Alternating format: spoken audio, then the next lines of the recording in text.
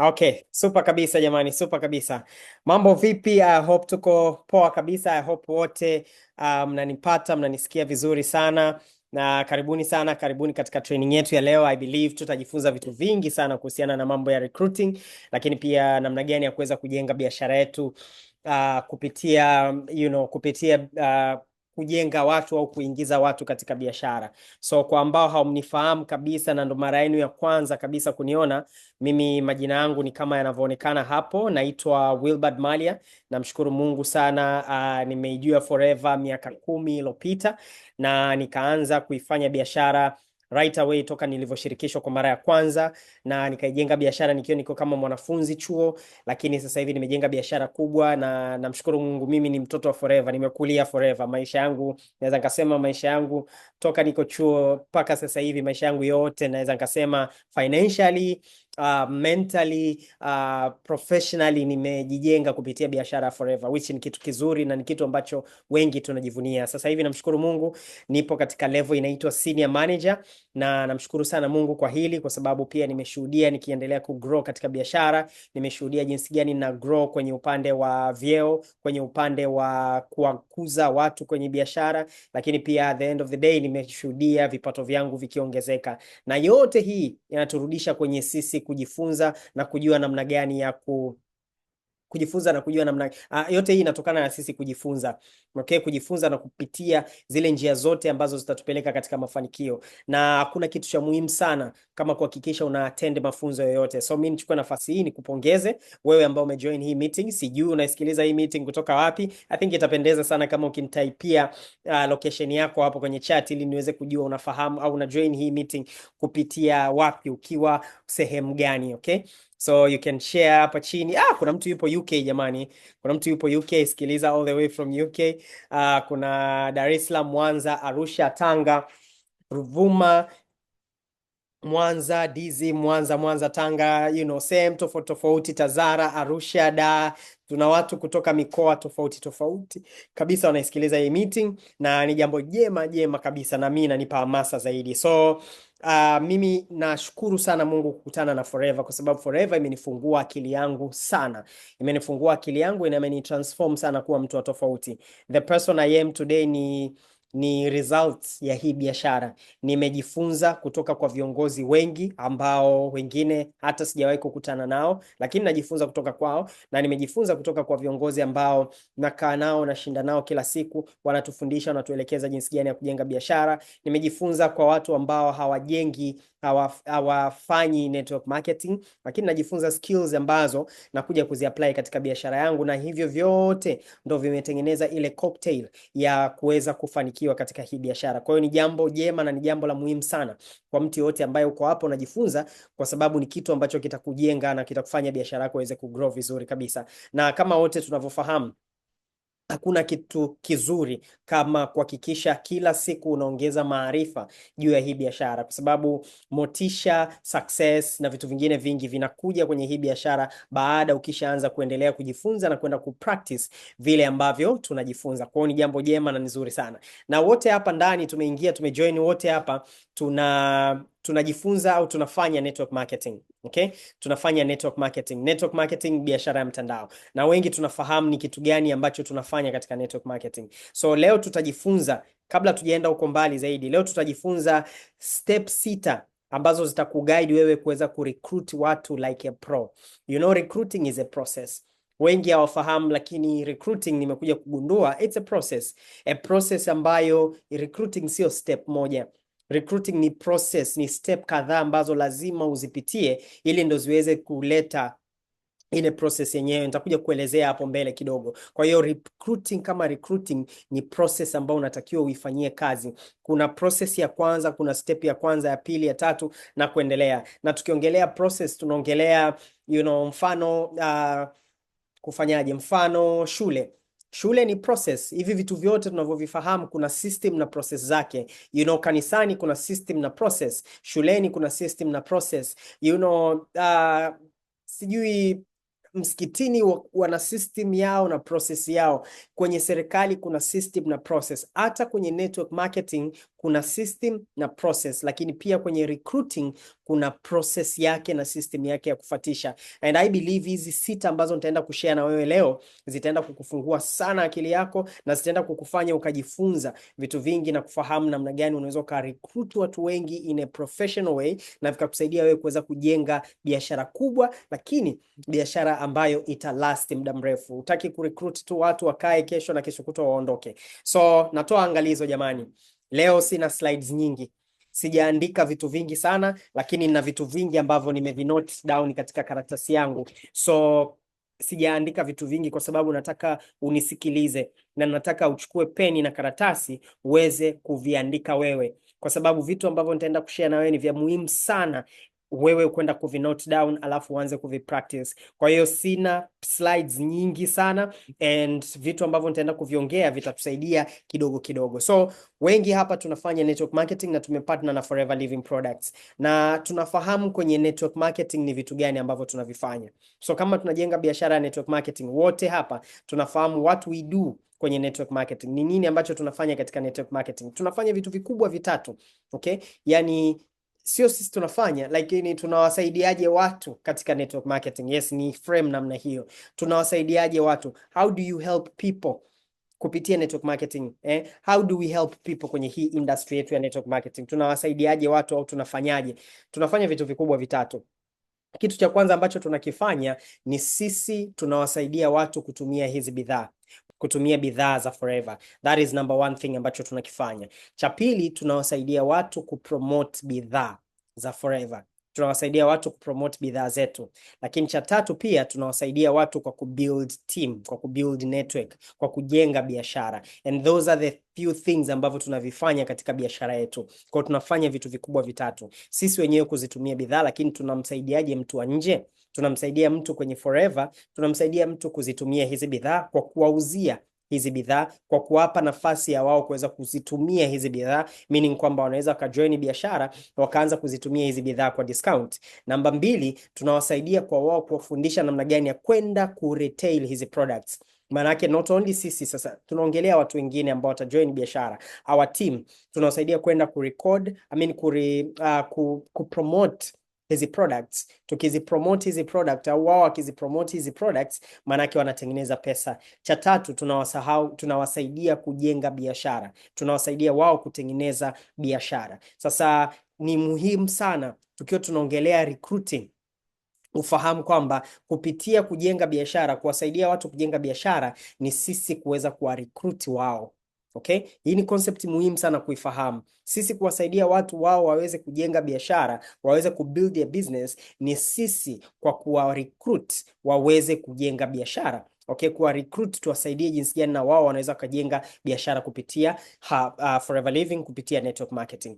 So tukiangalia neno recruiting, watu wengi sana when you talk about recruiting wanajua watu wengi sana wanatakiwa convince watu. So ukiweza kujifunza hizi professional ways ambazo unaweza kuzitumia hizi njia 6, you won't be needing, hautakuwa na haja ya kumforce mtu, kumpaswedi mtu aweze kuja kuanza biashara yako ya Forever, lakini in the end of the day utakuwa una push watu kuweza kushare, kuweza kufahamu information tofauti, kuweza kujifunza information ambayo tunayo kwenye biashara yetu ili wao waweze kuanza biashara. So it's not sio kuconvince, rather kufanyaje, kuweza kupersuade. Okay, ndio maana kuna msemo wanasema amateurs convince but professionals wana persuade. Sasa sisi hapa tunataka tuweze kukawa professionals ili tuweze kuwasaidia watu kuweza persuade watu waweze kuanza biashara. Na persuade ni tofauti. Neno persuade, kuconvince ni kama unamshawishi, sijui nitumie kwa Kiswahili, ni kama kumshawishi mtu bila kuangalia benefits zake. Kumwambia tu njoo bana, njoo fanye hivi, yani kumtaka yeye afanye bila yeye kuwa na ile willing ya kuanza. Hiyo ndo convincing ambayo tunaiongelea hapa. Lakini amateurs ndo wanafanyaga hivyo. Amateurs ni wale watu ambao hawaja grow katika biashara. Amateurs ni wale watu ambao bado hawajapata skills za kujenga biashara. So ukianza chochote utaanza kama amateur, utaenda utagrow kidogo and then utakuja kuwa professional. So professional ni mtu ambaye tayari umeshajenga skills, umefahamu nini ambacho unatakiwa kufanya na umeshaanza kugrow mindset yako kuweza kuwa a professional network marketer. Sasa professional network marketers wao wana persuade, na persuade ni neno la Kilatini, limetoka kwenye Latin word inaitwa inaitwa persuadere. Linatamkwa hivyo, persuadere. So persuadere Kilatin au kawaida ni, au definition yake ni kumlead mtu through a completion. Okay? Persuadere ni kumlead mtu, kumtoa mtu katika level moja, step moja, kwenda kumpeleka katika step nyingine, kumtoa mtu katika process moja kwenda kumpeleka katika process nyingine. Ndo maana ya persuasion, ndo maana ya kumpersuade mtu. Kwa hiyo sisi tunachofanya katika network marketing, we need to persuade people wa kuunderstand na kuelewa biashara yetu ya network marketing ikoje, biashara yetu ya Forever Living ikoje. Sio kwa kumforce atake join bila kujua the benefits, lakini sisi tutawapa zile benefits waweze kufahamu. Okay? So kila sehemu kuna process, kama nilivyosema mwanzo, everything kuna process. Kila kitu unachokifahamu wewe kina process. Kanisani kuna process, katika sijui shuleni kuna process zake, serikali kuna process, kila kitu kina process. Hata ukiwa unataka tuwe kawaida kuamka nyumbani kuanzia asubuhi mpaka jioni, kuna ka process. Utaamka, sometimes utatandika kitanda, utaenda bafuni, utaswaki, utaoga, utapaka mafuta, utavaa, utatoka nje ya nyumba, si ndio? Kwa hiyo hako ni ka process ambacho umekapitia, na watu wengi sana tunafanya recruiting without kufata a certain process, na ndo maana leo ni muhimu ukajifunza hizi 6 steps ambazo zitakupa zile process za kuweza kufanya when it comes to recruiting, na naomba tukazisikilize kwa umakini sana. Na step namba 1, tukiongelea hii hapa, step namba 1, na sina slides nyingi jamani, yani make sure una capture maneno yangu kwenda kuyaandika into notes. Okay? So step number 1, sisi tuna lead. Okay? We are leading people. Okay? No. Hii ni ya mwisho. Step number 1, tunatengeneza lead generation. Sorry. Step number 1, tuna create lead generation. Ili urecruit watu, ili upate watu ambao wataanza biashara, lazima uwe na hiyo pipeline. Pipeline tunaitoa wapi? Pipeline tunaitoa kwenye pipeline ni wale watu ambao tunawa introduce biashara. Sasa bila kuwa na pipeline utakuwa na watu wa kuweza kuwa recruit. Na ndo maana step namba 1, ukianza tu biashara lazima uanze kutengeneza lead. Tunaita lead generation. Lazima uanze kutengeneza leads. That is step number 1. Katika hizi 6 process, step number 1 is to create your leads. Sawa sawa? So how do we generate leads? Kuna njia 2 ambazo maybe kila mtu anazitumia. Njia ya kwanza ni the normal old ways, ambazo za kawaida. Umeanza biashara network marketing, una namba zako 10, 20, 30, hizo namba ndo unaanza kuwapigia simu. Umeanza biashara yako, utawapigia simu watu wako 2 3, hey John, mambo vipi, hivi na hivi na hivi, nimeanza biashara yangu hivi, utawaelezea kwa kawaida, utawainvite. That is the old way. Utaenda na wale watu ambao unawafahamu wanakuzunguka. That is the old way. Na sio kwamba nikisema old way maana yake haistahili sasa hivi. No. It's the old way kwa sababu ni ya zamani na imekuwa ikitumika for years huko nyuma. Lakini kuna njia nyingine mpya sasa hivi ambayo ni njia naweza nikasema ni fast and easiest way kwenye kuweza kugenerate leads, ambao tunaita ni social media. So watu wengi sasa hivi wanatengeneza leads kupitia social media. Everybody hapa ana social media, na nikitamka neno social media sio geni kwako unless ndo umeanza biashara leo. Lakini tukitamka neno social media tunafahamu ni powerful platforms. Ni powerful platforms ambazo zinatusaidia sisi kupata watu ambao wataanza biashara, ambao watataka kuja katika biashara yetu. Okay? So how do we generate leads kwenye social media? Number 1, kwa kutengeneza content.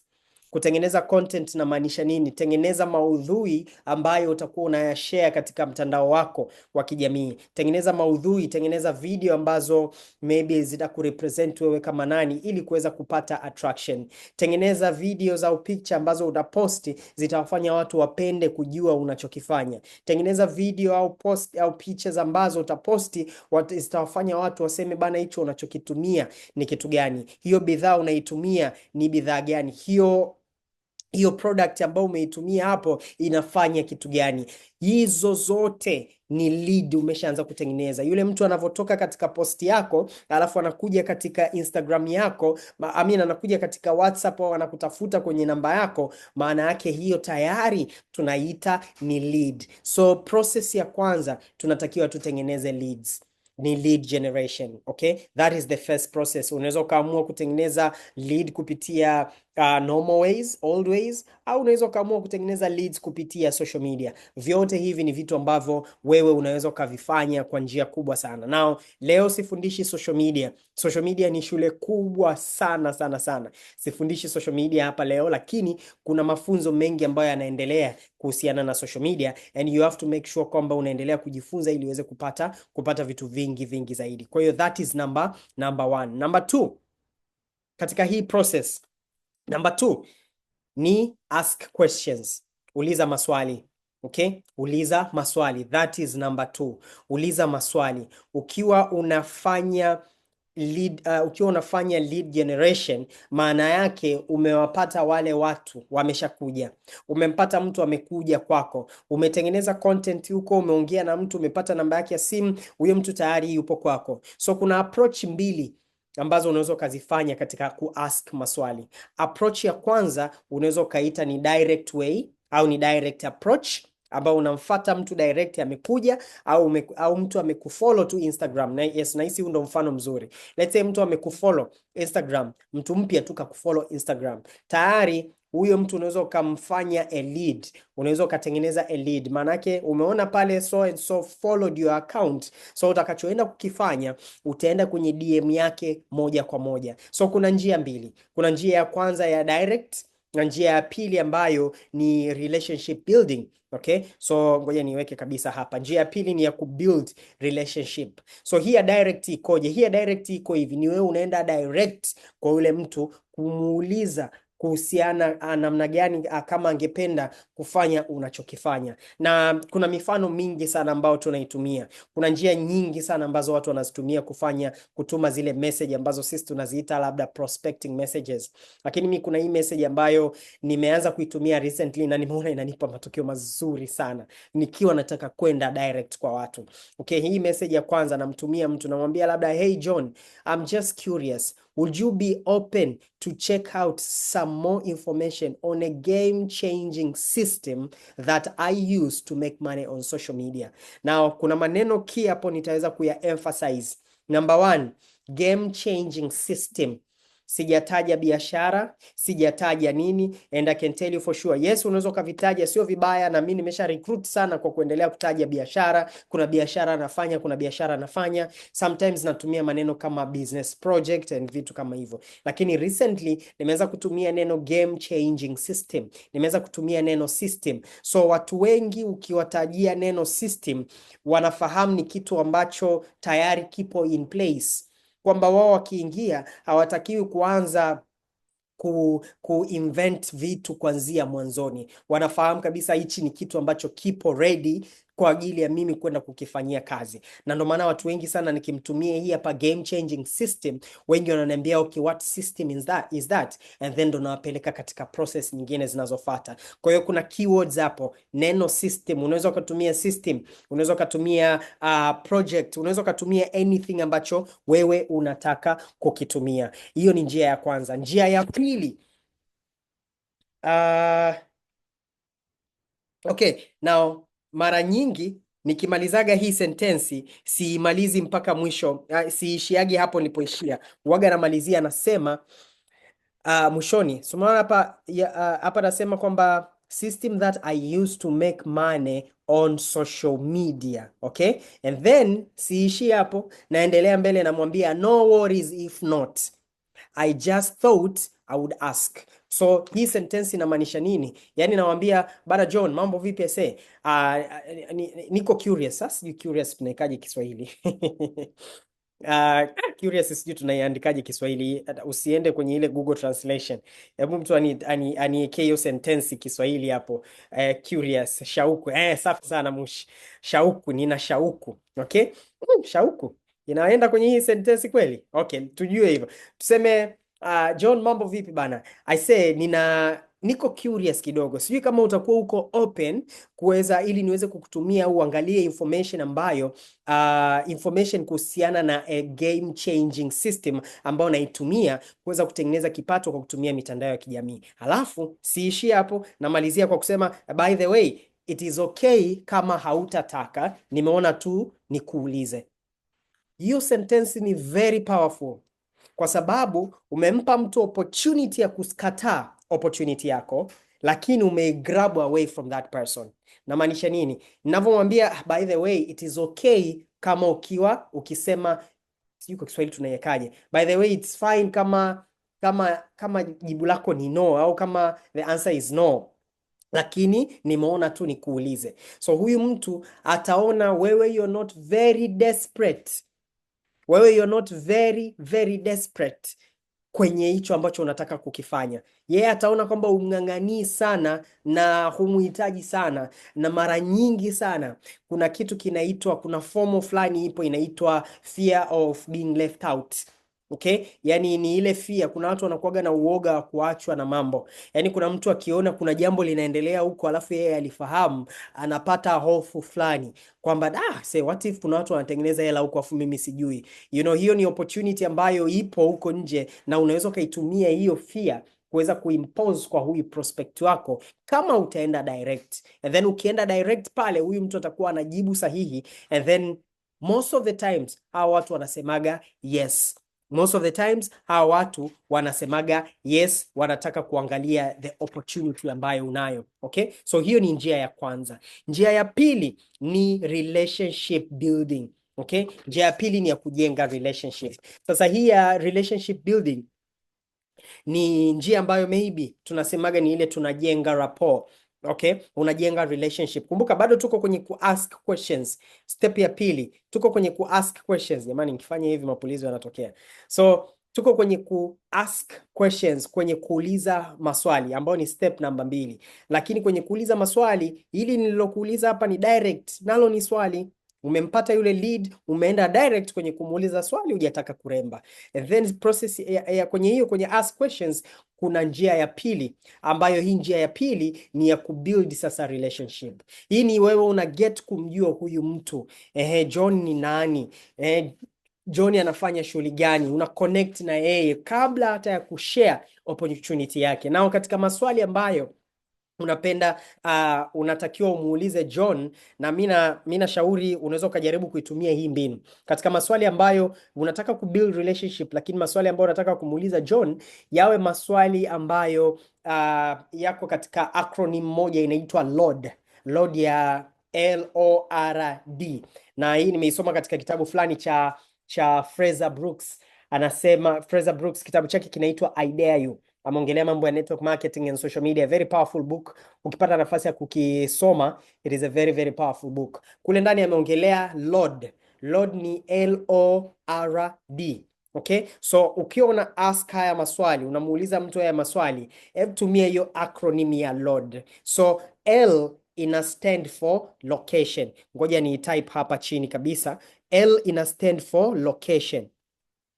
L ni location. L stands for location.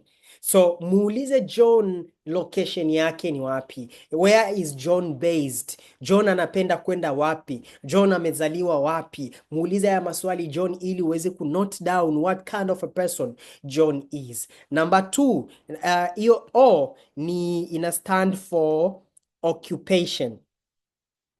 Okay, nitaiandika hapa occupation. Occupation. Okay? O stand for occupation. So make sure unajua huyu John, kumbuka hii ni relationship building way. Make sure unafahamu John anafanya kitu gani. Make sure unafahamu what does John do for a living. John ni mwajiriwa, fahamu kwamba John ni mwajiriwa. John anafanya kazi kwenye kampuni gani? John anafanya shughuli gani? John ameajiriwa kwa miaka mingapi? John ameajiriwa kama nani? So vyote hivi ni vitu vya muhimu sana kufahamu John anafanya kitu cha namna gani, ndo kwenye occupation. And then neno lingine linalofuata ni R. R stands for recreation. R ina stand for recreation. Recreation maana yake nini? Recreation ni kwamba John, on your free time, on your spare time, huwa unafanya shughuli gani?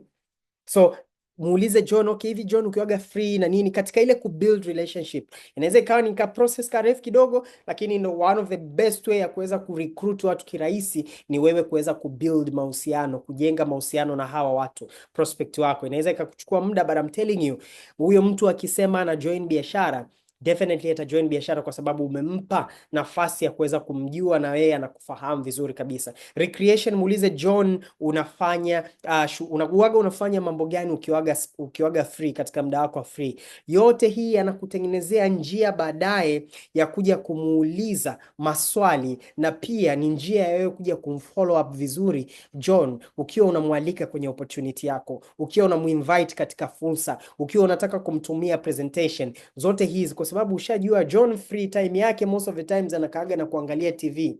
Na ni siku gani anakuwa free? Ni siku za Jumamosi, siku za Jumapili. Lakini anakuambia mimi napenda kuangalia series, kuangalia movies. Kwa hiyo unajua kabisa hapa nikiwa nampigia John simu kuminvite katika business presentation, nitampigia simu, nitamwambia John, by the way, Jumamosi hii kuna mkutano mkubwa sana wa biashara tumeuandaa, ambao utakupa nafasi ya kujifunza namna gani unaweza kufanikiwa na kujenga biashara kubwa kwa muda wako wa ziada. Na najua Jumamosi wewe John unakaaga tu nyumbani na kuangalia TV. What if tukainvest leo ule muda wetu kwenye kuangalia TV, tukaja tukajifunza kitu ambacho kitaweza kutupa maisha mazuri huko baadaye, kitaweza kutubadilisha huko baadaye. So vyote hivi unavyovimuuliza John, hivi ni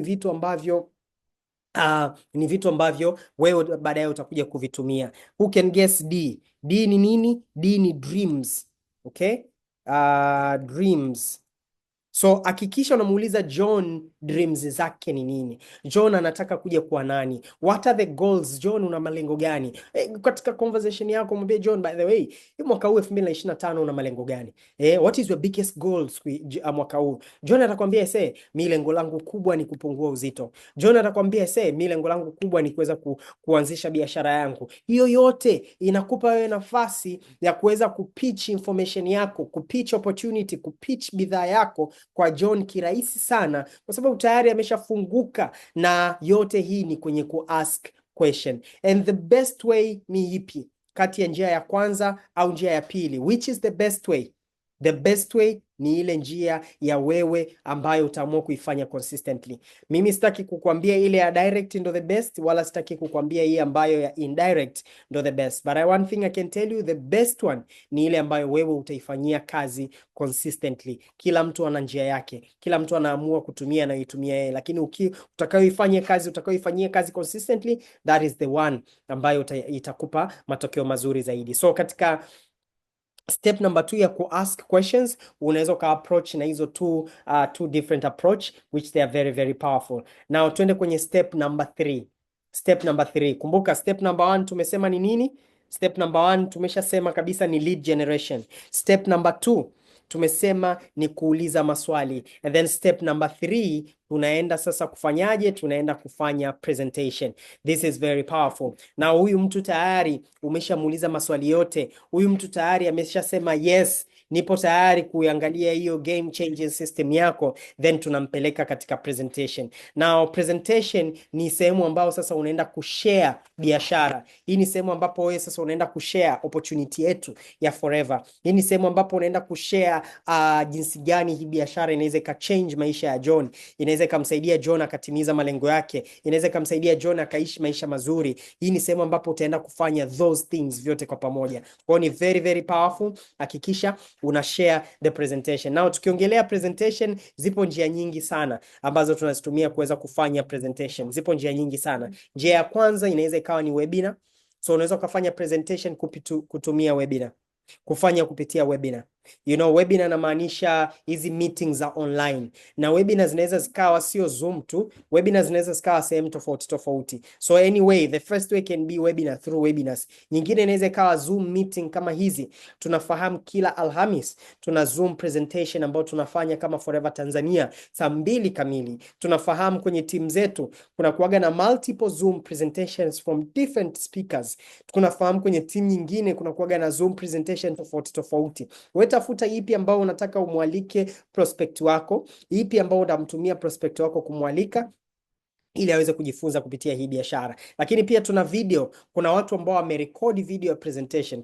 Kuna video za presentation ambayo ipo tayari recorded kwenye simu, unamfuadia mtu ile video. Kuna nyingine ambazo labda zipo YouTube, kwa unamtumia ile YouTube link huyu mtu, and then tayari anakuwa anapata nafasi ya kwenda kuiona kabisa moja kwa moja hiyo presentation yake. So zote hizi ni njia ambazo wewe unaweza kuzitumia. And the last one ambao tunaitumia most of the times ni one to one meetings, ambao una schedule meeting na mtu wako, unakaa naye chini, unamintroduce biashara, anakuja, mnakutana face to face. So zote hizi unaweza kuzitumia kwenye kufanya presentation. So do presentation. Ukiwa unafanya presentation ni muhimu sana. Now, as long as presentation yako ukiwa unaifanya, kuna vitu vitatu vinne inabidi uhakikishe unaviconsider. Kitu namba moja, write it down. Kitu namba moja, presentation yako inatakiwa include the people. Presentation yako inatakiwa include the plan. Presentation yako inatakiwa include the product, and presentation yako inatakiwa include the process. Okay? So hakikisha presentation yako ina watu. Nikisema watu, huyu mtu ambaye anaenda kuangalia watu, kwa sababu watu wengi ukimshirikisha mtu yote biashara, kitu cha kwanza atakifikiria kwenye kichwa chake, atawaza can I do it? Atawaza je, can I do this thing? Iko ndo kitu cha kwanza. So hiyo fikra na fear ya kusema can I do it inaondolewa kama presentation yako ina include watu waliofanikiwa. Kama presentation yako ina share some success stories za watu ambao tayari wame make it katika hii biashara, that is very very powerful. Kwa hiyo make sure katika presentation yako usije ukafanya presentation, au hata kama ni one to one meeting, usimalize kufanya one to one bila kushare a testimony, bila kushare something ambacho mtu mwingine anaweza akakifanyia kazi. So you make sure vyote hivi ni vitu ambavyo wewe unavifanyia kazi, vitakusaidia kwenye kubuild kidogo kidogo ile nani yako. Lakini pia kingine ni the plan. Okay, wengine wanajiulizaga wengine wanajiulizaga labda nikianza hii biashara will I be able to do it? That is the process. Labda is it worth it for me to do it? Will I succeed kwenye kufanya? Kuna a physical product ambayo mimi itanipa mafanikio. Vyote hivi ni process. Kuna support structure, a process ya kumsaidia mtu katika kufika katika malengo yake. So vyote hivi ni vitu vya muhimu sana. Now, there's a problem somewhere. Hapa kuna tatizo when it comes kwenye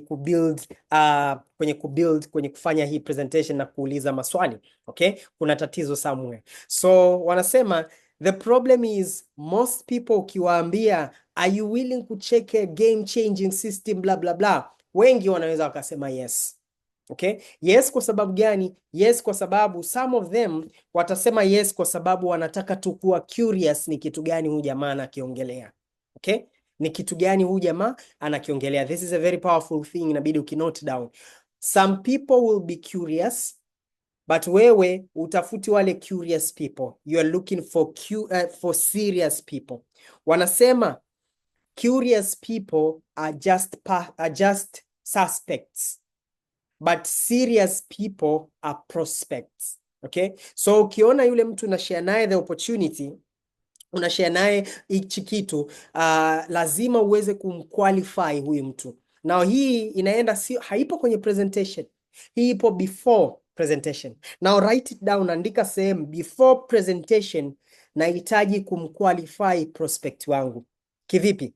Before presentation nahitaji kumqualify prospect wangu. Kumqualify kama yeye ni suspect au yeye ni prospect.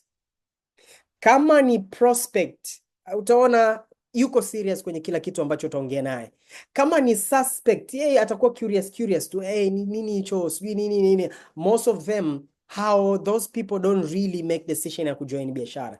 Sasa how do we qualify these people? By asking them questions. Okay? So by asking them questions, kwa kuwauliza maswali. So kama prospect wako umemwambia, by the way, there's this game changing system blah blah blah na nini na nini na nini, are you willing to take a look, labda kuiangalia or something like that? Je, uko tayari kuweza kuiangalia uone kama ni kitu ambacho kitakufaa? So akisema yes, usikimbilie kumtumia presentation. Yes, unaweza ukafanya hivyo na akajoin biashara. Siongei something ambacho labda hakitafanya kazi pase, lakini naongea something ambacho kinatokea most of the times, na maybe you can kumbuka, tunataka kurecruit professionally. So huyu mtu nitatakiwa kumuuliza swali kabla sijamtumia. Akisema yes yes nitumie, kabla sijamtumia presentation natakiwa ni mqualify. Je, huyu ni prospect au huyu ni suspect? Kama ni prospect, nitamuuliza hili swali ili nijue kama ni prospect au ni suspect. So kama nikitaka kumqualify nafanyaje? Natakiwa nimuulize hili swali. Namwambia John, kwanza nafurahi sana umekuwa open na kusema yes, and hii information I believe itakusaidia sana sana sana kuweza kutengeneza kipato na kuweza kutengeneza kipato na kuchange maisha yako. Lakini kabla sijashare na wewe John, mimi nilikuwa natamani kujua ni kwa nini unataka kutengeneza kipato? Ni kwa nini unataka kuchange maisha yako? Ni kwa nini unataka labda kufanikiwa? Then John, from there John atakujibu jibu ambalo litakufanya wewe uweze kumcategorize John kama prospect au kama suspect. So John akianza kusema wewe nitumie bana niangalie, for sure unajua huyu hapa ni suspect. John akikujibu akakwambia mimi sasa hivi nimemaliza chuo na sina ajira ya kufanya, sina shughuli yote ya kufanya, nimekaa muda mtaani muda mrefu, nimetembeza CV sana na sioni namna gani ya kuweza kuishi maisha mazuri, na ndio maana natafuta opportunity ya kuweza kunisaidia kuweza kufanikiwa. Akienda an extra mile akakujibu such an answer, maana yake una uhakika 100% kwamba huyu ni prospect, maana yake this person is serious. Lakini mtu mwingine ambaye ni suspect atakachokifanya, atafanyaje? Atakujibu au sometimes atakuangalia au sometimes atakuacha on red, hata jibu kabisa. Ndio ile unatuma message 2-3 ajibu anakuangalia, huyo ni suspect. Na kama Jim Rohn alivyotuambia, kuna watu ambao watajoin biashara na kuna watu ambao hawatajoin biashara. So vyote hivi vitatokea. You don't need to ask the question why, kwa nini hawajoin biashara. Anasema that is how the world is made. That is how dunia imeumbwa. Kuna watu ambao wataanza na kuna ambao hawataanza. Kuna watu ambao wataquit, kuna ambao hawataquit. Kuna watu ambao mtafanya nao biashara, mtafika mbali, along the way watakuja kupotea. That is how it is. So usije ukaumia moyo, mbona huyu hapa siwezi kufanya naye biashara? Mbona huyu hapa siwezi kufika naye mbali? Mbona huyu hapa ananikataa? Those are not the right people. Those are not the right people. Maybe journey yao, safari yao na wewe imeishia pale. Ellen amesha mname kabisa mtu wake, amemwambia suspect wangu aliniambia nimfuate kwake for 1 to 1. Okay.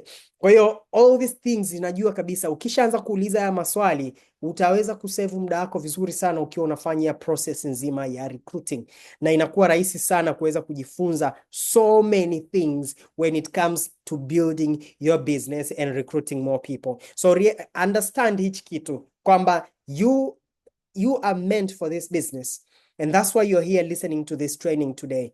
But those who are not meant for this business, probably they are not here. Maybe they are here, but they're doing other things. Maybe they have not joined this meeting. Maybe they didn't think this meeting is important. Maybe they, probably anything. But those who are really serious and they're grinding, wameona let me set time yangu aside, niweze kufanyaje? Kupambana na kujifunza something. So twende tu qualify prospects wetu. Mara nyingi sana watu wanazanigi hili swali inabidi waulize baada ya kuwafanyia presentation. Hapana, waulize mwanzo na baada. Leo kuna dada amekuja kujoin biashara hapa, nimekaa naye chini nikamuuliza baadhi ya maswali, na one of the question ambayo nilimuuliza pia nilimwambia kwa nini unataka kuanza biashara sasa hivi, na nini ambacho kweli kimekupush uweze kuanza biashara. Akaanza kushare kwa nini anataka kuanza biashara, na nikamwambia kwamba ukianza biashara lazima tufanye kazi. Yani muandae kabisa huyu mtu kwamba anakuja kujoin, asiwe na ile mindset kwamba nikija ni kwamba naweka hela alafu hela zangu zije zinakuja tu kutokea huko mbele nikikaa zangu nyumbani.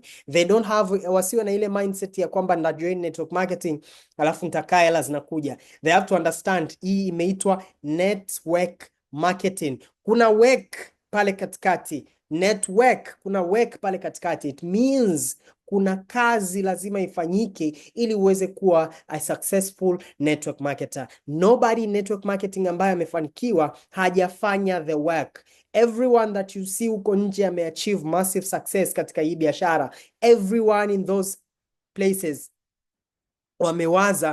wameweza kufika katika malengo yao kwa sababu wamefanya kazi. So we have to understand, wote sisi lazima tuweze kufanya kazi. So that is number 3. Okay? Number 3 ambayo tutakuwa tunafanyaje, tunaweza kuwa categorize, tuwa qualify wale prospect wetu. And then sasa ukishamfanyia presentation, ukishampa presentation, kitu gani ambacho kinafata? Na kuna msemo mmoja anasema, the harder you qualify, the easy you close. Sawa sawa? The harder you qualify your prospect, the easy you close your deal. The easy, huyu mtu akijoin unajua kabisa this person ana join kirahisi zaidi. So it is very important kufahamu kwamba ni muhimu kufuatisha every single process. Na baada ya hapo, what next? Tunafanya ni follow up.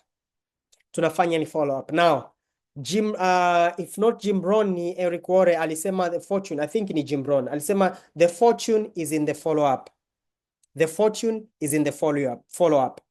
Lakini Fraser Brooks alisema the fortune is in the massive, Eric Worre akasema fortune is in the massive follow up. Fraser Brooks akasema fortune is in the follow ups. Kuna S pale mwisho. Very, very, very important to understand. Jim Rohn alisema the fortune is in the follow up. Eric Worre akasema the fortune is in the massive follow up. Fraser Brooks akasema the fortune is in the massive follow ups. What do we mean by massive follow ups? It means kwamba you need to follow these people, not leo, kesho, every single day. You need to follow them up every single time, multiple times. So ukiwa unamfanyia mtu follow up, unatakiwa mfollow up sio mara ya kwanza, ya pili, yani you have to follow them up every now and then. It is not easy to change a mindset ya mtu ambaye mindset yake ilikuwa, unajua hakuna kitu kigumu sana kubadilisha. Yani hakuna kitu kigumu kwenye hii dunia wanasema kama kubadilisha mtazamo wa mtu. Yani hakuna kitu kigumu kama kubadilisha mtazamo wa mtu. Watu wanakuwa na mindset tofauti. So kama wewe una mindset ya negativity, kuja kuibadilisha kuwa mindset ya positivity, pengine chances za sisi watu wa nje kuzibadilisha ni ngumu sana unless we mwenyewe utake.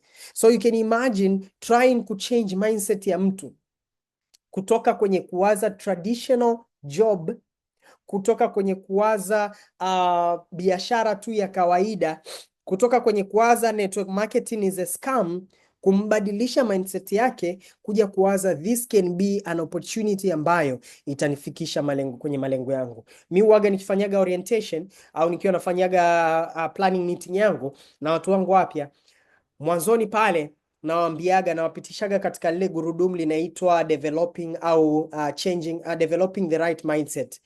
So lile gurudumu la developing the right mindset, kuna sehemu pale inasema believe. Na pale kwenye believe kuna sehemu inasema believe in network marketing as an industry. Kuna believe 4. Believe kama 5 I think. Believe in network marketing, number 1. Believe in the company that you work with. Believe, amini kampuni ambayo unaifanyia kazi. Kuna industry ya network marketing kama industry, ambayo ndani ya hiyo industry kuna makampuni mengi sana. Alafu pia kuna kampuni ndani ya hiyo industry ambayo sisi ni kampuni yetu ya Forever Living Products. And then kuna believe in products, bidhaa za kampuni ya Forever Living Products. And then kuna believe in the process. In the process maana yake believe in the process ambayo unaifanyia kazi. Believe in the activities. Believe in the activities ambayo the daily activity that you do every single day. Amini kwamba leo unavyoenda training naenda kujenga akili yangu. Amini kwamba leo unavyoenda kufanya product launch ni process. Leo unavyofanya one to one hata kama asipo join, you are in the right process ambayo itakusaidia kwenda kubuild biashara yako. Hata kama leo nitaongea na huyu asijoin, leo nimepata namba hizi hapa wasijoin. Don't worry, that is the process. Hivi ingekuwa biashara ya namna gani kwamba kila mtu ambaye ungemwambia network marketing ana join hapo hapo? What kind of business hii ingekuwa? Isingekuwa ya maana, kwa sababu kila mtu angekuwa anafanya, isingekuwa anything tena, yani isingekuwa kitu kikubwa. It's not a big deal anymore. So believe in the process, and then mwishoni, when the most important thing nawaambia, believe in yourself.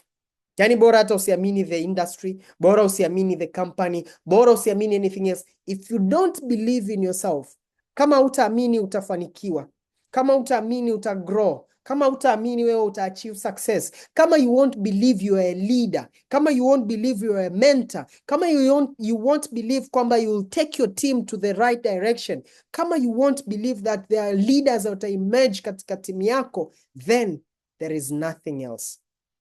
So ni muhimu sana ukahakikisha you believe in yourself, unajiamini. And that's why every single time you wanna share hii opportunity na watu, share with them mara ya kwanza, expose them katika follow up opportunities tofauti tofauti, expose katika vitu tofauti tofauti, washirikishe hichi, waalike katika biashara, waalike katika presentation, waalike katika 3-way calls and vitu kama hivyo. They are very powerful kwa sababu zitamsaidia kumkeep yule mtu siku zote awe active na wewe na vitu kama hivyo. Dakika moja jamani, simu yangu inazima chaji. Ngoja niombe chaji hapa. Okay. So yeah, so we proceed katika ile process nzima, and then itakusaidia kwenye kufikia zile levels ambazo wewe unazihitaji. So massive follow up. Now watu wengine wanajifikiriaga vibaya sana wakiwa wana recruit watu, alafu in the end of the day wanamfanyia mtu process ya kumrecruit, alafu in the end of the day huyu mtu hajoin. Sometimes unafanya meeting. Sorry, mitambo imeshake kidogo. Okay, just a second.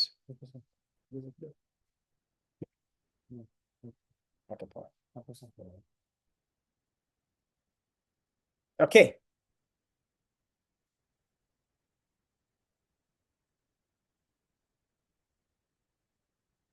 Okay, perfect. Okay, so all this process ni muhimu sana kuzipitia ukiwa unajenga biashara network marketing, kwa sababu you understand ni vitu vingi sana ambavyo vinatokea. So majority people unakuaga wanaogopa, watu wengi waga wanaogopa kufanya follow up, kwa sababu wanaogopa huyu mtu atasema nini, wanaogopa huyu mtu kweli atakubali, huyu mtu kweli atajoin biashara yangu, what if nimemfanyia one to one ameondoka, alafu hajawahi kunireply tena, nimemwalika kwenye Zoom meeting alafu hajawahi kuja tena kwenye presentation au nini. Wengi huwa tunaogopa, tunapata that fear, and then tunaanza demoralize sisi wenyewe, tunaanza kujidemotivate sisi wenyewe na kuanza kusema maybe mimi ndo nina tatizo, kuanza kusema labda mimi ndo siwezi kuifanya hii biashara, maybe mimi naongea na watu wengi sana. Jamani, kuna kitu kimoja kinasema, kuna msemo mmoja unasema, as a man thinketh so he is.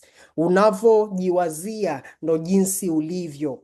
Okay, never think of positive things. Some of my downlines, kuna kipindi one of my downline alikuwa anapitia changamoto nyingi sana mentally, akaanza kuwa anajinenea mambo mabaya. Nikamwambia no, stop it. Usije kwangu afu kila ukija kwangu unaongea negative things about yourself. Unajiendelea kujiattractia vitu negative. Unavyojisemea biashara yangu ni ngumu, yes, universe inakusikia biashara yako ni ngumu, and guess what, biashara ni ngumu, itazidi kuwa ngumu. Kama tumesoma kitabu au tumeangalia the movie ya The Secret, tunafahamu kwamba words are very powerful. Maneno ni very powerful. Be very careful unapotamka maneno. Mimi siku hizi sitaki kabisa kuongea maneno mabaya against me. Wanasema most people tunatokaga huko nje ni ngumu kumwambia bana, wewe James, wewe utafanikiwa. Ni ngumu kusema hivyo. Wewe James, biashara yako huwezi kufika sehemu yote. Ni ngumu kumwambia mtu namna hiyo, lakini mara nyingi sana tunajiambiaga sisi wenyewe, I say mimi I don't think I can grow. kwenye hii biashara. Mimi siwezi kuona kama nita succeed katika hii biashara. Kwa nini ujisemee maneno mabaya? Start talking positive things about you. Anza kujiongelea vitu positive. Amka asubuhi, toka nyumbani, nenda kaongea na watu things ambavyo ni positive. Ongea na watu vitu yani wewe jiongelee. Ukitoka nyumbani sema leo naenda kurecruit like crazy.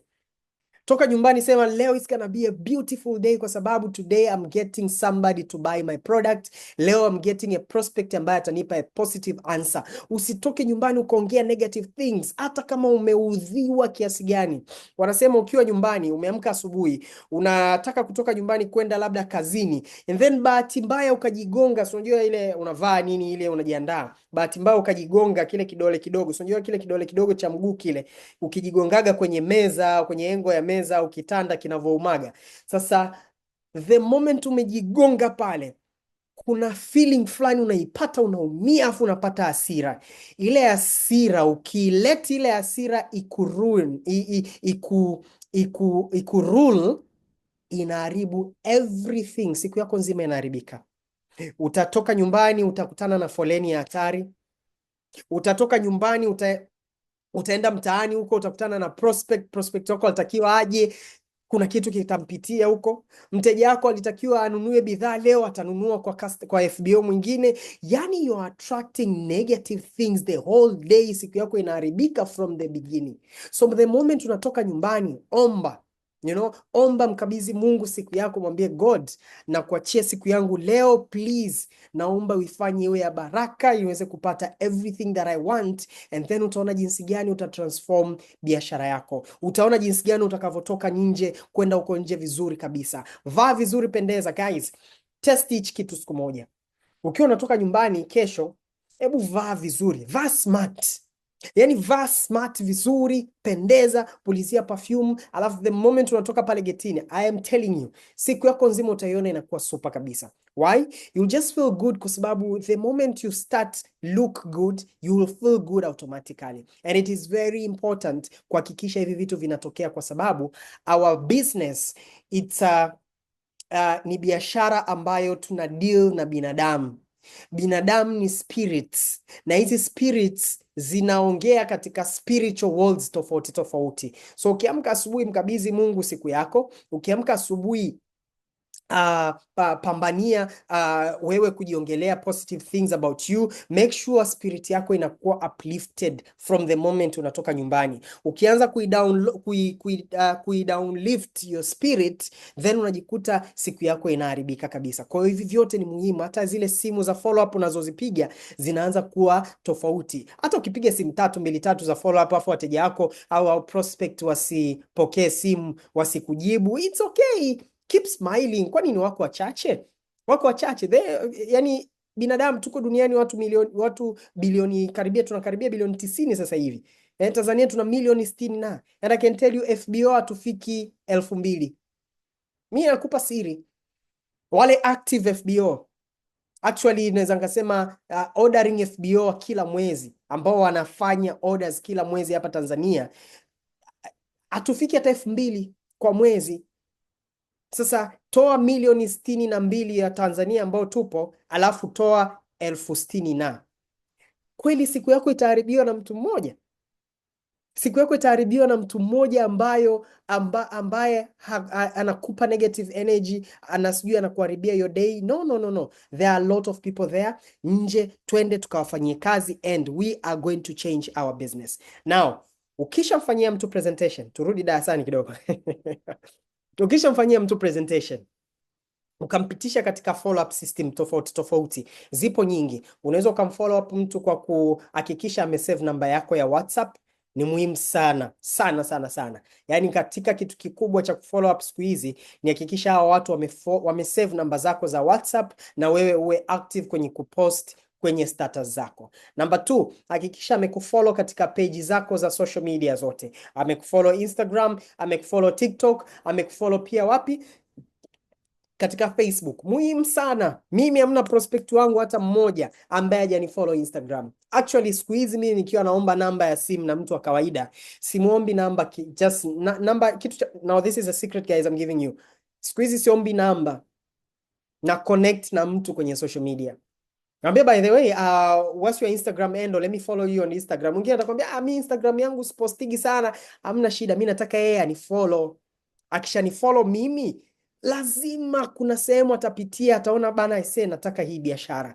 Kwa anahakikisha amenifollow katika social media platform zangu, and then ndo hapo nitachukua namba zake za simu and then kuanza kumfanyia follow up huyu mtu. Kama nitaenda kwenye kufanya kwenye direct way ya kumask maswali, au kama nitaenda kwenye build relationship, it doesn't matter, lakini najua huyu mtu ana Instagram yangu. So next time nimemintroduce biashara, nikiwa mtu kwenye team ameachieve a certain goal, tunamshangilia huyu mtu kwenye team, then guess kinachotokea, anaona what is happening. Kuna mtu kwenye timu amesucceed kitu fulani, nimeshare. Kuna story fulani imetokea. Kuna mtu amegrow kwenye biashara, mimi nimequalify incentive, nimeenda nchi fulani, nimesafiri kupitia Forever. Hivi vyote vinaanza kukujenga na vinamfanya anaona kabisa hichi kitu kinafanya kazi, hichi kitu kinafanya kazi. That can be one of the follow up way, you know. Hakikisha watu wanatufollow katika social platforms zetu, because it's very important. Now make sure kama wanakufollow na wewe una post, wasiwe na kufollow tu alafu you don't post katika social media.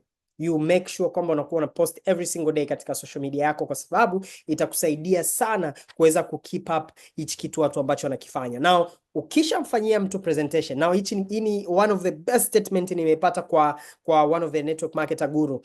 Ukiwa unamfanyia mtu presentation, akimaliza, au kama tumefanya Zoom, akimaliza, mcongratulate huyu mtu. Amefika mpaka mwisho, mcongratulate huyu mtu, mwambie hongera sana kwa kusikiliza presentation yetu mpaka mwisho.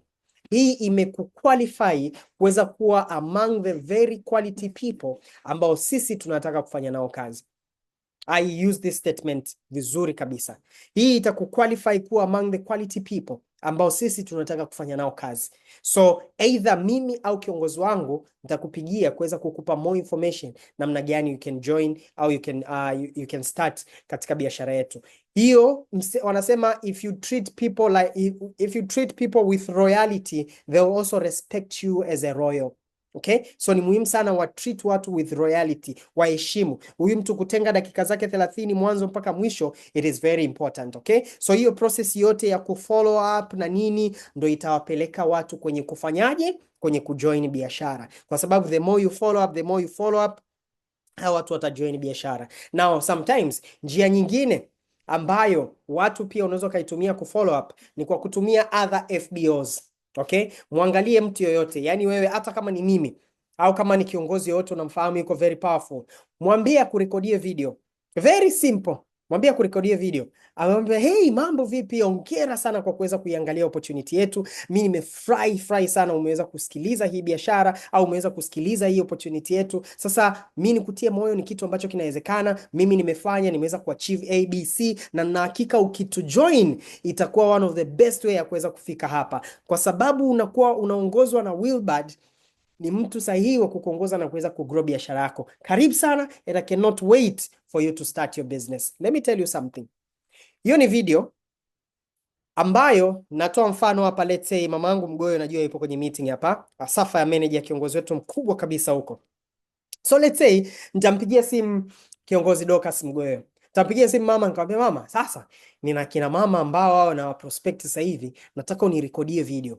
So yeye atakachofanya, atarekodi video. Hello, mambo vipi, habari? Hongera sana kwa kuweza kusikiliza opportunity yetu, na hongera sana kwa kuweza kutaka kujifunza, na hii ni fursa kubwa sana. Mimi naitwa Dorcas Mgoyo, naishi Arusha, lakini nimeweza kufanikiwa sana kupitia hii biashara. Imeweza kunipa maisha makubwa sana. Nimewasomesha watoto wangu katika shule za private, nimeweza kujenga nyumba nzuri, gorofa, cash money kupitia hii biashara, lakini nimeweza kusafiri dunia, na lakini not only that, nimeweza kutransform afya yangu na ya familia na kuwasaidia watu wengine wengi sana kuweza kufanikiwa. Hivyo basi, najua ukianza na wewe, tutafanya kazi na wewe pamoja kwa kuweza kuachieve malengo yako vizuri kabisa. Na nafuraha kwa sababu Wilbard amekuintroduce katika hii biashara.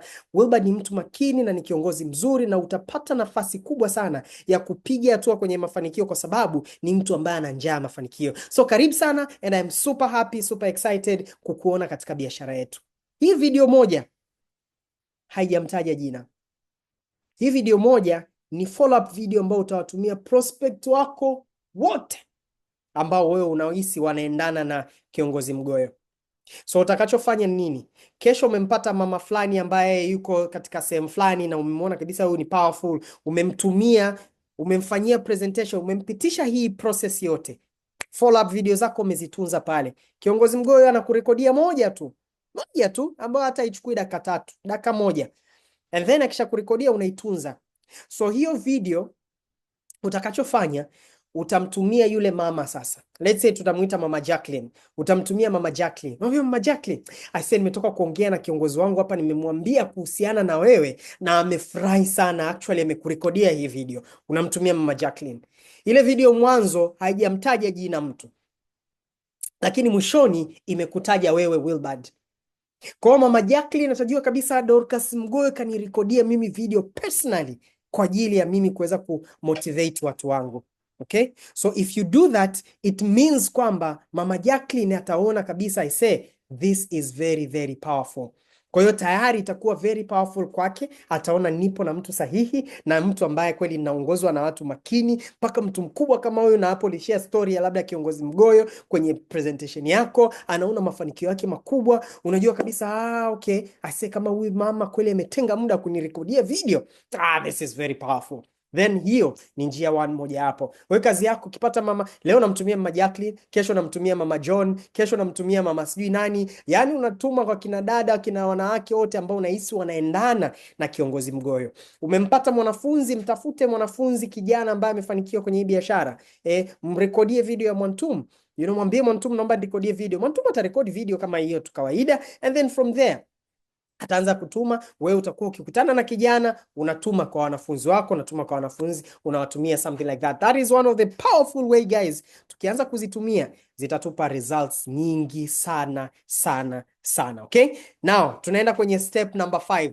Huyu mtu tunaassume sasa amejoin biashara, umeenda naye kwenye hii process mpaka amejoin biashara. So number 5, the step inayofuata ni tunaenda kumlaunch. Okay, tunamlaunch huyu mtu. Naomba type launch hapo kwenye chat kama unaenda na mimi, kama unanifollow vizuri kabisa.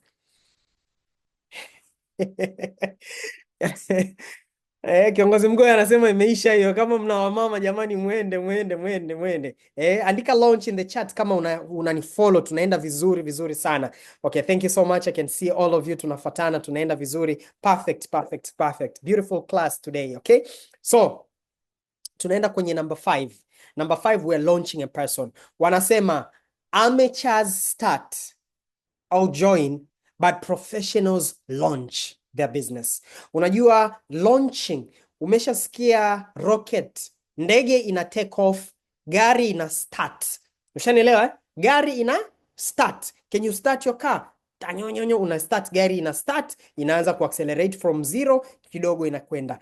Rocket inafanyaje? Rocket ina launch. Kama umeangalia video ya rocket ikiwa ina launch, hapa mwanzoni inachukua force kubwa sana. Yaani kuna kuaga na moto wa hatari, mamoshi manini, kwa sababu that is the best moment ya ile rocket kwenda mbali zaidi. So whenever mtu ameanza biashara, make sure you launch these people.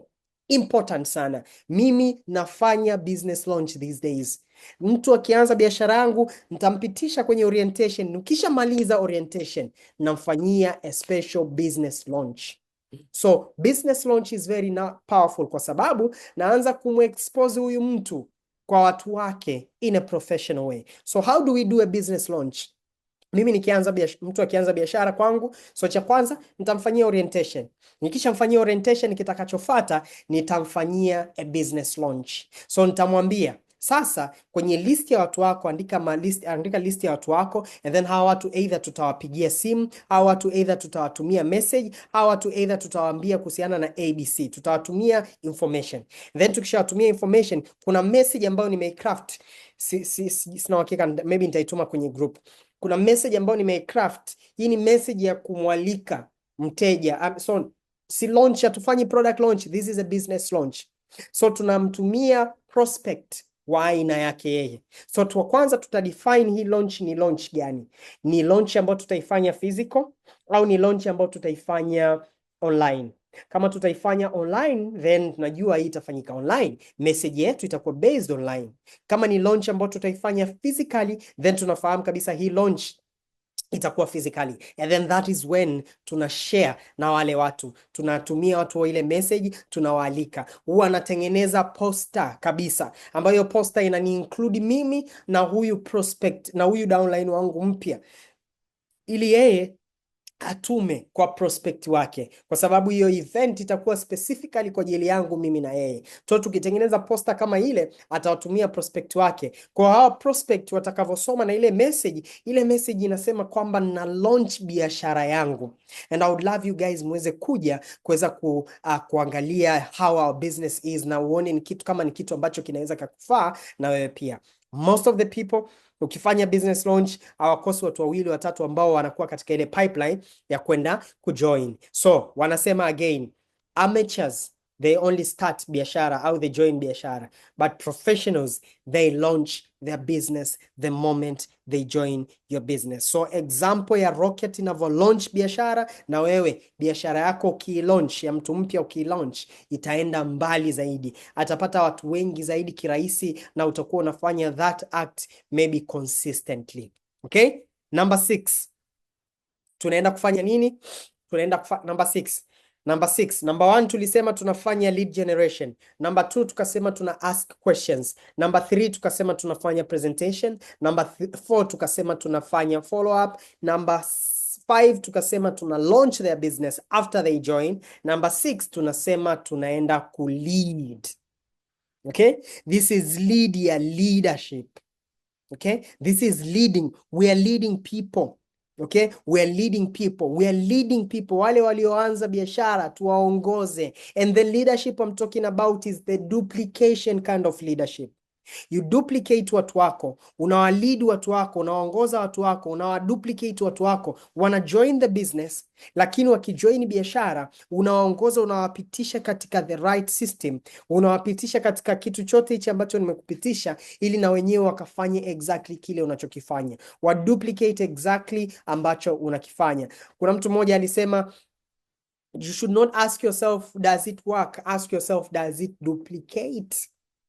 Kama it duplicates, then thumbs up, kwa sababu that is the only way ya wewe kuweza kugenerate biashara ambayo ni very powerful. You need to have people ambao wana uwezo kufanya kama kile ambacho unakifanya. Ask yourself hili swali, ukiacha leo sio ukiacha biashara, ukiondoka from the city ambayo upo, do you think your leaders can handle their business the way they are? Do you think manager wako au supervisors wako wanaweza kufanya mambo yao wao wenyewe bila wewe kuwepo? If the answer is no, then bado hujaweza kuwa lead hawa watu kwa kuweza kuduplicate. If the answer is yes, then congrats, kwa sababu you have duplicate leadership chini ya hawa watu. Now remember, not everybody atajoin biashara. I mean, not everybody atakuwa kiongozi. That you should know. It's unfortunate, but ndo ukweli. Okay, ndo ukweli jamani. Sio kila mtu atakuwa kiongozi. Kuna watu ambao wao hawawezi kujiongoza. Sijui ni hawawezi niseme, sijui ni hawajataka. Kwa sababu I believe kila mtu anaweza akajiongoza. Kuna watu wanapenda kuongozwa, wanapenda kupewa direction. Kuna mtu mimi hapa aliniambia, mimi kiongozi, mimi najua napiga kazi, lakini wewe niambie tu natakiwa nifanye kitu gani. Kwa naambia okay, basi tutakupa plan, wewe unafanya ABC kila siku. Na ni kweli ukimpa plan afanye ABC, kweli atakuwa anafanya every single time. So give them chance ya kujiongoza wao kama wao. So ask them, yeah, unaweza kufanya hichi, unaweza kufanya hichi, then that is powerful. So make sure you lead those people. Umeona? Lakini kingine, tukiongelea kwenye leadership, kuna wale watu wanakwambia work with the best and believe in the rest. Okay? So fanya kazi na wale ambao they are the best katika biashara yako. Fanya kazi na wale watu ambao ni go getter. Wale watu ambao wapigii simu kuambia oya njoo kwenye meeting. Kuna watu kwenye timu yako wala hata una haja ya kuwapigia simu kushow up kwenye Zoom meeting. Wala hata una haja ya kuwakumbusha every single day. They always show up kwenye Zoom meeting. Kuna wale watu ambao hauna haja ya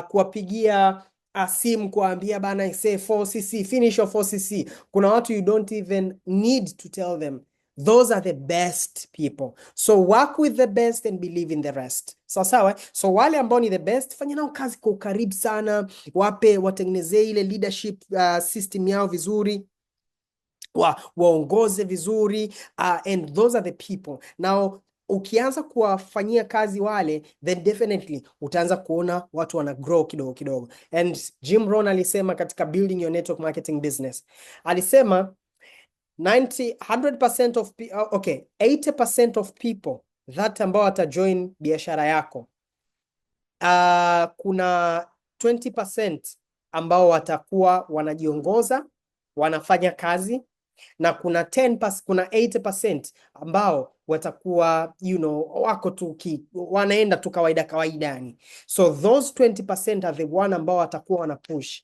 Those are the group that you need to wapa attention yako zaidi. Remember, we work with those who deserve, not who want. Jim Rohn amesema that. Tunafanya kazi na wale ambao wana deserve your time. You don't need to work na wale ambao wanataka your time. Work with the people that deserve your time. Okay?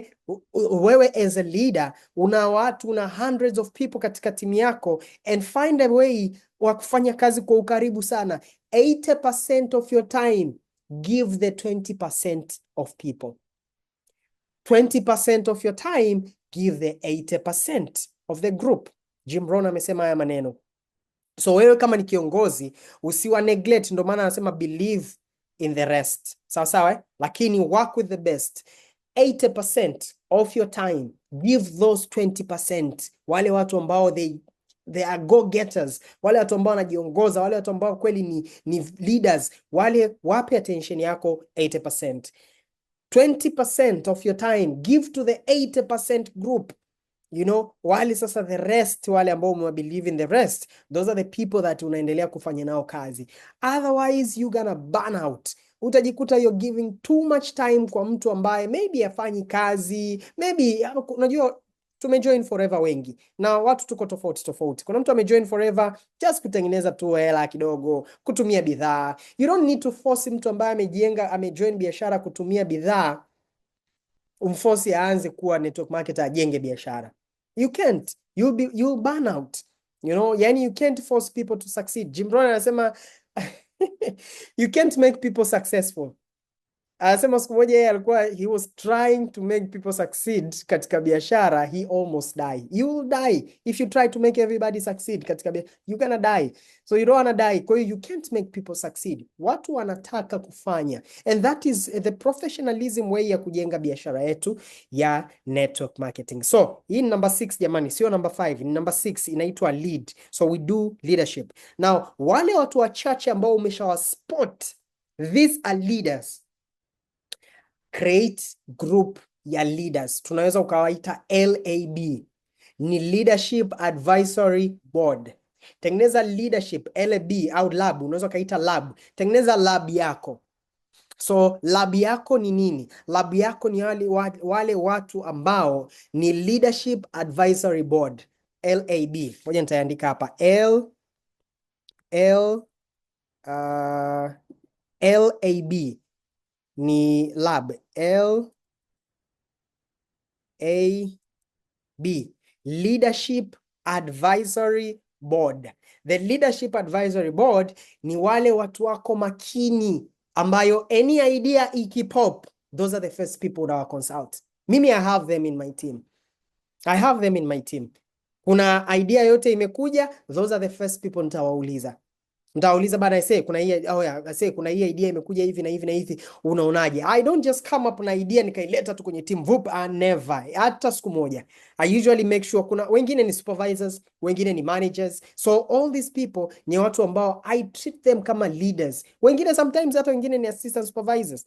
Okay? Ambaye lakini unajua kabisa huyu ni assistant supervisor ambaye anajua kweli anachokitaka. Bado tu sisi hazijakolea. Lakini those are the leader. Lazima uwe na those few people ambao you can always go to them. You can even have a group. You can even have few number of people ambao utawaelekeza. Long form ya lab ni Leadership Advisory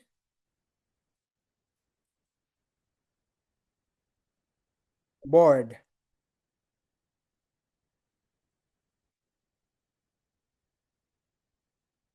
Yani lile ni kama bunge naweza nikasema, something like that. So these are the key people when we talk about leading. Lazima huwe na hawa watu. These are the people ambao wata create culture ya timu yako. Hawa ndo watu ambao watakemea mabaya ambao mtaki yatokee kwenye timu yako. Kama kwenye timu kuna vitu vya kinafiki vinaendelea, these are the people ambao watakatisha hayo mambo. Kama kwenye timu kuna unfairness inatokea, these are the people ambao wanatakiwa wakam pale waseme bana, there's this and this kinatokea. Kama kwenye timu umeshagundua kuna katabia fulani kametokea ambacho sio kazuri, these are the people ambao watakaa chini watasema kuna bidi tufanye strategy hii na hii na hii kuweza kuondoa hii. These are the people ambao wata build the culture, watatengeneza ile culture, watatengeneza ile team spirit. These are the people ambao wako mbele na wewe, mstari mbele na wewe, wala kuongoza. Hawa ndo wale nasema the wind beneath your wings. Sawa sawa, These are the wings, these are the wind beneath your wings. These are the people ambao unajua mtenda nao sehemu moja, and it is very powerful. As a leader you have to make sure you have them katika organization yako. Lazima itakusaidia kuweza kufika mbali zaidi. Mwishoni kabisa nikiwa namalizia, my brothers and sisters, my great leaders joining this meeting, this is a numbers game. Prospecting is a numbers game. Lazima uhakikishe you have to work with the numbers. Mimi mwezi huu nilikuwa na target ya ku recruit so many people. Actually nilikuwa na target ya ku recruit 10 assistant supervisors. 10 assistant supervisors. Nimesha recruit 1, 2. Nimesha recruit watu 5. 2 ndo assistant supervisors, au wengine ni preferred customer ambao nataka nikomae nione kama watapush kuweza kumaliza. Wengine wako Tanzania, wengine wako nje ya Tanzania. So it's a numbers game. So mimi ku recruit 10 assistant supervisor, what was my numbers? Namba yangu ili nipate 10 assistant supervisors, maana yake inabidi nifanye presentation ngapi? Nimeiandika, iko hapa katika my board kabisa kwenye simu yangu. Ili niweze kupata 10 recruits, inabidi niwe na watu 100 ambao nimewapitisha katika presentation. Watu 100 ambao nimewapitisha katika presentation na ambao wamesema yes, this thing is positive, this thing is good. Okay? Watu 100 ndo nitapata watu 10 ambao wataanza kama assistant supervisor. Ili nipate presentation 100, inabidi niwe na leads 1000. Narudia. Ili nipate presentation 100, inabidi niwe na leads 1000. Where do you get 1000 leads? Where do you get 1000 leads? Leads zako, wale watu 1000 unawapata wapi? Ndio ile mwanzo nikasema kwenye lead generation pale. So kuna njia ya kwanza ya kawaida, traditional one, na social media. Then trust the two, try the two zote uone ipi inafanya kazi na wewe for you, and then naanza kutengeneza hizo contacts. Maybe sijui siku zimeisha, nimepanic, I don't know how those numbers nitahit hizo targets ambazo nimeziweka, but you know what, hata kama usipo hit target kama hizo, ukirecruit 10 assistants, ukirecruit 10 preferred customers CC globally, sio mbaya, it is still something very good for your business. Okay, so let's give ourselves hizi targets kidogo kidogo, zitatusaidia sana kuweza kujenga biashara yetu vizuri sana. So let's make sure we push, we grow, we focus kwenye kujenga kile ambacho tunataka tukijenge. My brothers and sisters, hizi ni njia 6, process 6 za kukusaidia wewe kuweza kurecruit like a pro. Ukiwa kama umezi note down, umeziandika vizuri, anza kuzipitia, nenda kazi practice, and you're going to see how your business is going to change. Thank you so much everybody for joining this session. Congratulations for each and everyone for taking time na kuja kuisikiliza hii meeting. Na mimi nafurahi sana, we had over 250 people joining this meeting, na mpaka meeting inaisha tuna over 200 people. That means this training was interesting and insightful kwako, and I believe itakusaidieni kwenda kujenga biashara nzuri. So thank you so much everybody. Mwenyezi Mungu awabariki sana, na mimi nawaombea, and I'm rooting for you guys. I'm watching from afar, rooting for you guys. I wish you all great and massive success and all the best in closing month March, na kwenda kuweza kufinish a strong hii first quarter ya 2025. Thank you so much everybody. Mwenyezi Mungu awabariki, niwatakieni usiku mwema. Thank you very much.